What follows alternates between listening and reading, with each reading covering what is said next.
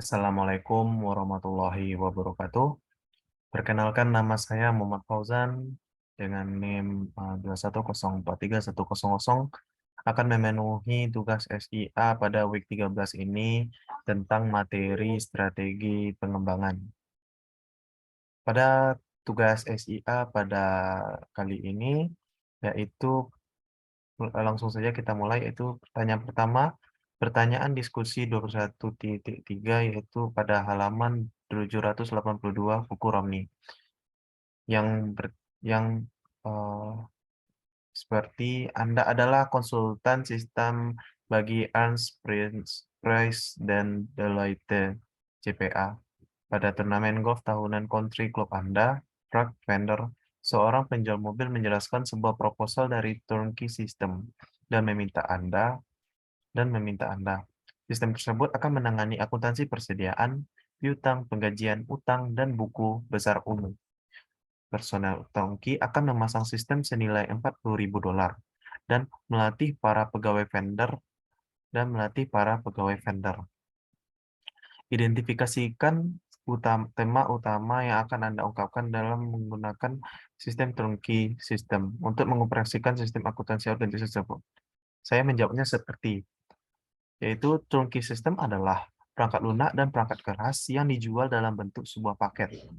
Menurut Webopedia.com, yaitu turnkey system is a computer system that has been customized for a particular application. The term derives from the idea that the end user can just run a key and the system is ready to go.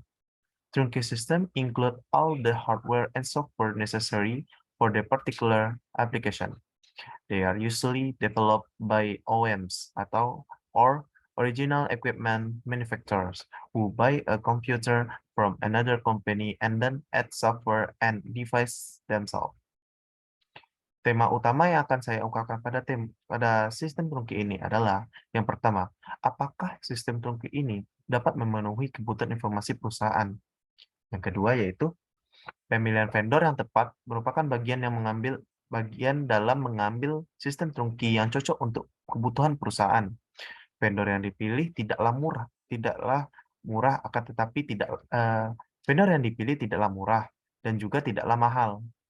Yang ketiga yaitu proposal yang dibuat ialah yang dibutuhkan untuk kebutuhan sistem perusahaan agar vendor dapat memenuhi persyaratan dari perusahaan.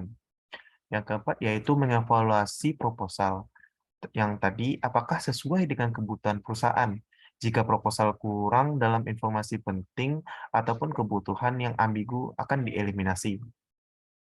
Yang kelima, vendor dapat mendemonstrasikan sistem yang cocok untuk perusahaan. Untuk yang masalah kedua yaitu pertanyaan diskusi 21.4, halaman 782 kurang nih. Sarajos memiliki sebuah toko ajaran yang tumbuh pesat dalam menghadapi kompetisi berat karena layanan pelanggan yang buruk, penagihan yang terlambat, serta rentan kesalahan dan pengendalian persediaan yang tidak efisien. Demi keberlangsungan pertumbuhan perusahaan, SIA-nya perlu ditingkatkan. Akan tetapi, Sarah tidak yakin apa yang ingin dicapai perusahaan dengan menggunakan SIA. Sarah telah mendengar mengenai prototyping, tetapi tidak tahu apa sebenarnya prototyping itu. Apakah ia dapat membantu? Bagaimana Anda akan menjelaskan prototyping kepada Sarah? Berikan sebuah penjelasan keuntungan dan kerugian serta kapan penggunaan yang tepat. Jawaban dari saya yaitu, prototyping adalah sebuah pendekatan desain sistem yang berada dalam satu model kerja yang disederhanakan dalam pengembangannya. Prototipe dapat memadamkan dan mempercepat beberapa tugas analisis dan desain. Prototipe juga membantu mengetahui kebutuhan pengguna dan membantu para pengembangan serta pengguna membuat keputusan desain yang konseptual dan fisik. Keuntungan prototyping yaitu, yang pertama, pilihan terbaik dalam memenuhi kebutuhan user. Yang kedua, keterlibatan dan kepuasan pengguna yang lebih tinggi. Yang ketiga, waktu pengembangan yang singkat. Yang keempat, kesalahan yang lebih sedikit. Yang kelima, banyak peluang yang dapat diberikan oleh perusahaan. Yang ketujuh, yaitu harga yang merakyat. Kerugian prototyping. Yang pertama, yaitu waktu penggunaan yang signifikan. Yang kedua, yaitu kurang efisien atau atas sumber daya sistem. Yang ketiga, pengujian dan dokumentasi yang tidak cukup. Yang keempat, reaksi perilaku yang negatif. Yang kelima, yaitu sistem yang begitu sederhana dan simple. Yang ketujuh, yaitu user harus all in dalam penggunaannya. Yang kedelapan, yaitu sistem yang diberikan tidaklah kompleks dan detail. Tanya selanjutnya, kapankah kita akan menggunakan prototyping? Prototyping dapat digunakan ketika ketidakpastian yang tinggi dan ketidakjelasan pertanyaan terhadap apa yang dipertanyakan. Dan juga prototyping tidak bagus untuk sistem yang besar dan kompleks. Permasalahan yang ketiga yaitu pada permasalahan 21.1 atau halaman 783 buku Romney. Don Ontno telah meneliti opsi-opsi perangkat lunak, tetapi tidak dapat memutuskan di antara tiga alternatif. Don memulai mencarinya di komputer Made Easy atau CME dan nyaris berharap ia tidak perlu mencari lagi. Steve Young, manajer CME, tampaknya mengetahui dan mendengar seksama masalah, kebutuhan, dan permasalahan Don. Don hampir saja menggunakan sistem tersebut. Harga sistem tersebut tidak disangka ternyata terjangkau. Setelah 3 jam di Customized Design Software, or CDS, Don terbujuk bahwa mereka dapat memberikan kepada Don hal apa yang sesuai dibutuhkannya. Estimasi biaya dan waktu tidak dapat ditetapkan, tetapi CDS menjaminnya bahwa biayanya akan terjangkau dan perangkat lunak tersebut selesai dalam beberapa bulan. Pemilik Modified Software Unlimited atau MSU mengatakan bahwa perangkat lunak mereka yang dibuat khusus sangatlah baik, akan tetapi harganya yang cukup mahal, sedangkan perangkat lunak kalengan mereka atau Kenneth Software tidaklah mahal, tetapi hanya memenuhi beberapa kebutuhan. Perangkat lunak terbaik kedua dapat dicapai oleh MSU dengan memodifikasi paket tersebut agar memenuhi kebutuhan Don. Don kembali ke CME dan meminta kepada Steve membuat perangkat lunak yang dibuat khusus dan perangkat lunak modifikasikan. Steve mengekspresikan perhatian yang cukup tentang keduanya yang Don pikirkan secara penuh dan berpikir perangkat lunak kalengan adalah yang terbaik. Malamnya Don sadar, ia tidak dapat membuat keputusan yang objektif. Ia bimbang dengan vendor mana yang ia ajak bicara saat itu. Paginya ia menghubungi Anda untuk meminta bantuan. Yang diminta adalah yang pertama, tuliskan keuntungan dan kerugian pendekatan tiap-tiap vendor. Yang kedua yaitu rekomendasikan serangkaian tindakan bagi Don dan berikan dukungan kepada dengan keputusan Anda. Oke, saya menjawabnya yaitu yang pertama, keuntungan. CME. Don dapat memastikan kebutuhan perusahaannya ke dalam sistem. Yang kedua, harga yang diberikan ternyata lebih terjangkau. Yang ketiga, vendor mendengarkan dengan seksama kebutuhan yang dibutuhkan Don. CDS. 1. Sistem dapat memberikan hal yang dibutuhkan. Yang kedua, biayanya yang sangat terjangkau. Yang ketiga, yaitu waktu penyelesaiannya jelas, yaitu 1 bulan lebih. Yang MSU, yang pertama yaitu sistem yang diberikan bisa mahal, yaitu software yang diberikan khusus serta tidaklah mahal pada software yang hanya memenuhi beberapa kebutuhan saja. Kerugian. CME. Sistem yang diberikan hanya sistem yang dibutuhkan. Waktu yang ditetapkan tidaklah diketahui. CDS. Waktu yang tidak ditetapkan, tetapi sistemnya yang diberikan hanya sistem yang dibutuhkan. MSU. Harga yang ditaksir dapat mahal, jikapun harganya terjangkau, tetapi tidak memenuhi 100% apa yang dibutuhkan Don. Waktu pun juga tidak diketahui. Yang diminta kedua yaitu, rekomendasi yang dapat saya berikan yaitu kepada vendor CME. Selain vendor yang mendengarkan keluh kesah Don terhadap permasalahan yang ada pada Don, dan juga vendor ini sepertinya dapat menjanjikan untuk kedepannya, akan tetapi menutup kemungkinan Don untuk memilih CDS, akan tetapi tidak menutupi kemungkinan Don untuk memilih CDS yang memiliki waktu dan dapat diterapkan waktu yang dapat diterapkan akan tetapi tidak dapat ditetapkan. Oleh karena itu, saya menyarankan Don untuk memilih CMS agar sistem yang diberikan dapat sesuai dengan perusahaan. Permasalahan keempat. Permasalahan 21.6 halaman 787 buku Romney. Sebuah organisasi besar memiliki waktu 18 bulan untuk mengganti sistem informasi lamanya dengan yang baru, sehingga membedakan di antara tingkat pelanggan dan menyediakan produk dan jasa yang sesuai dengan yang diminta. Sistem yang baru berbiaya 1 juta dan dipasang oleh staf sistem informasi pada saat itu tidak bekerja dengan layak. Transaksi rumit rentan kesalahan, beberapa transaksi dibatalkan, serta yang lainnya ditahan. Dan sistem tersebut tidak dapat membedakan antara para pelanggan. Sistem tersebut akhirnya mati dan transaksi-transaksi diproses secara manual. Manajemen sistem informasi yang baru kemudian dipekerjakan untuk membangun sebuah sistem baru yang memperbaiki hubungan yang tegang antara bagian operasi dan sistem informasi.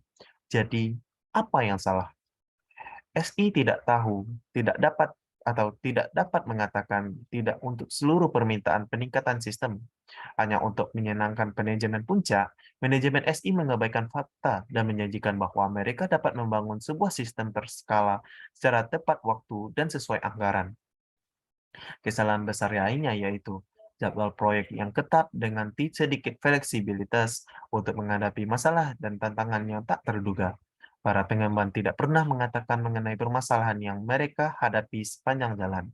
Lebih dari selusin orang atau termasuk CIO meninggalkan tugas pekerjaannya karena mereka ikut menangani dalam bencana ini. Yang diminta pertama yaitu apa yang manajemen sistem informasi dapat lakukan secara berbeda untuk membuat proyek ini berhasil? Jawaban saya yaitu yang pertama, manajemen dapat membuat komputasi penggunaan akhir yang dapat dikembangkan dalam beberapa hari. Komputasi penggunaan akhir merupakan pengembangan penggunaan pengendalian terus-menerus atas sistem informasi berbasis komputer oleh para pengguna. Pengguna ini juga memenuhi kebutuhan para user dapat mengembangkannya secara mandiri. Hal yang dimuat di dalamnya seperti pertama, memuat informasi dalam database perusahaan untuk menghasilkan laporan sederhana atau menjawab query dalam suatu waktu. Yang kedua yaitu menjalankan analisis sensitivitas bagaimana jika atau analisis statistik. Yang ketiga yaitu menggunakan software spreadsheet atau sistem database. Yang keempat yaitu menyiapkan jadwal. Untuk yang permintaan kedua yaitu, apakah permasalahan-permasalahan pengembangan internal yang didemonstrasikan dalam kasus ini? Jawaban saya yaitu permasalahan-permasalahan yang ditunjukkan berupa yaitu yang pertama, sistem baru yang dipasang 1 juta dolar tidaklah bekerja dengan baik. Transaksi yang rumit, rentan kesalahan, beberapa transaksi dibatalkan, serta yang lainnya ditahan. Dan sistem tersebut tidak dapat membedakan di antara para pelanggan. Yang kedua yaitu sistem baru yang dikembangkan 1 juta dolar dibiarkan mati sehingga mengalami kerugian. Tidak ada upaya untuk merestorasikannya kembali. Yang ketiga yaitu hubungan yang tegang antara operasi dan SI. Hubungan di antara keduanya haruslah berkepala dingin dan kondusif, sehingga berjalannya operasi perusahaan sesuai dengan isyarat dari sistem yang diberikan. Yang keempat yaitu SI tidak dapat atau tidak akan mengatakan tidak untuk seluruh permintaan meningkatkan sistem. Yang kelima yaitu manajemen SI mengabaikan fakta dan menjanjikan bahwa mereka dapat membangun sebuah sistem berskala secara tepat waktu dan sesuai dengan anggaran. Yang keenam yaitu jadwal proyek yang ketat dan sedikit fleksibilitas untuk menghadapi masalah dan tantangan yang tak terduga. 7. Para pengembangan tidak pernah mengatakan mengenai permasalahan yang mereka hadapi sepanjang jalan. Yang kedelapan, lebih dari selusin orang atau termasuk CIO meninggalkan tugas pekerjaannya hanya karena mereka ikut menangani dalam bencana ini. Untuk permintaan ketiga, yaitu bagaimana sih permasalahan-permasalahan internal tersebut dapat diatasi untuk mencegah dapat diatasi untuk mencegah kegagalan sistem. Yang pertama, dalam jawaban saya yaitu, pertama, membuat sistem yang sederhana dan dibutuhkan untuk kebutuhan perusahaan yang ada untuk beberapa waktu ke depan. Yang kedua yaitu, sistem yang gagal dapat dijual kembali kepada perusahaan lain dengan harga yang lebih rendah. Yang ketiga, bagian operasi dan SI harusnya berhadapan saling berkepala dingin dengan satu sama yang lain, sehingga dapat berhubungan dengan bekerja sama dengan baik ke depannya, sehingga permasalahan dapat terselesaikan. Yang keempat, sistem informasi seharusnya mengatakan seberapa bisa dapat kita menyelesaikan peningkatan sistem dalam bentuk persenan. Yang kelima yaitu Manajemen SI seharusnya lebih jujur dalam mengatakan kondisi perusahaan saat ini seperti apa. Yang keenam, jadwal seharusnya sedikit lebih renggang supaya jika ada masalah atau musibah yang terjadi tidak akan berakibat fatal dalam penjadwalan perusahaan. Yang ketujuh, para pengembangan harusnya lebih terbuka dalam menghadapi permasalahan. Yang kedelapan, seharusnya tidak harus banyak orang meninggalkan pekerjaan mereka dalam menyelesaikan permasalahan ini. Setidaknya bisa dibagi dalam beberapa waktu untuk mengerjakan tugas dan membantu dalam penanganan bencana ini. Terima kasih. Sekian dari saya. Mohon maaf jika ada kesalahan.